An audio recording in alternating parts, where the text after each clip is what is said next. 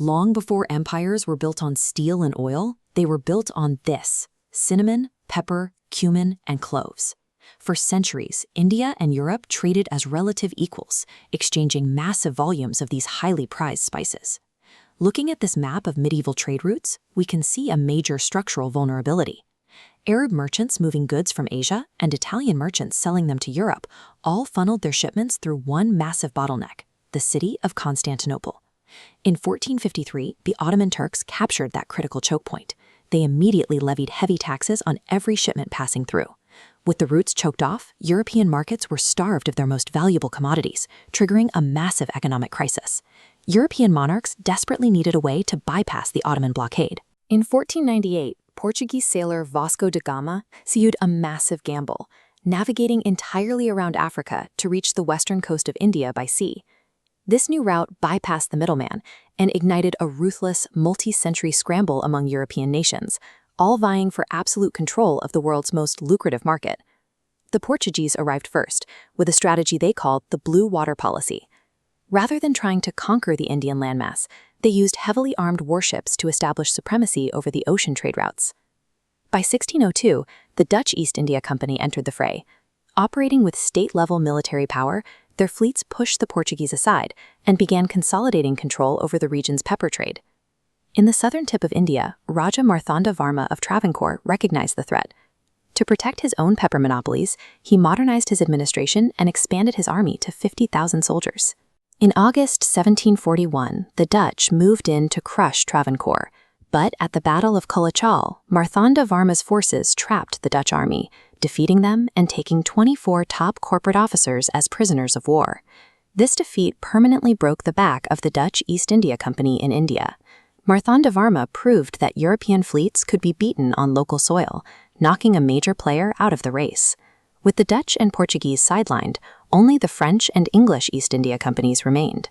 Both corporations realized they could secure trade monopolies by manipulating local rulers, a strategy that cost far less than direct naval warfare. This flowchart illustrates exactly how they operated.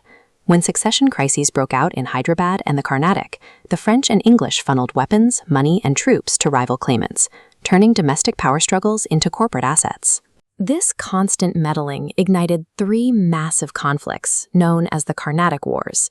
Indian soil became a proxy battlefield dedicated to settling European corporate dominance. The breaking point came in 1760 at the Battle of Wandiwash. The English military decisively defeated the French forces, forcing them to surrender their bases and abandon their political ambitions in the region. By eliminating their final European rival, the English East India Company no longer had to look over its shoulder. They could now aim their wealth and aggression squarely at subjugating the Indian provinces. The British set their sights on Bengal, India's wealthiest province. They began deliberately misusing dostocks, duty-free trade licenses, to exempt their personal side businesses from taxes, bleeding the local Bengal government of essential revenue. Furious at the financial drain and unauthorized British military buildup, the young Nawab of Bengal, Siraj-ud-Daulah, captured the British fort. He imprisoned 146 Englishmen in a tiny cell. The 123 who died became the centerpiece of British propaganda, known as the Black Hole tragedy. To retaliate, British commander Robert Clive used corporate cash alongside his cannons. Clive approached Mir Jafar, the Nawab's own military commander, and offered him the throne of Bengal in exchange for betraying his leader. The bribe worked. At the Battle of Plassey in 1757, Mir Jafar held his troops back. The Nawab was killed, and the East India Company installed Mir Jafar as a compliant puppet ruler. In a final attempt to push the British out, a unified coalition of Indian kings met company forces at the Battle of Buxar in 1764. The combined Indian armies suffered a catastrophic defeat. Buxar marked the point of no return.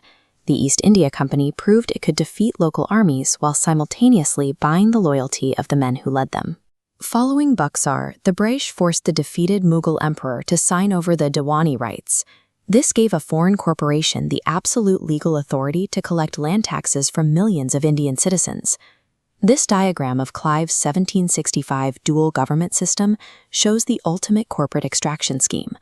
The British routed all tax revenue directly into their accounts, leaving the expensive administrative burden to the Indian Nawab. This parasitic structure guaranteed risk-free London profits while starving local infrastructure. The East India Company ended this two-century tournament by turning the systems of commerce into a blueprint for the total colonization of India.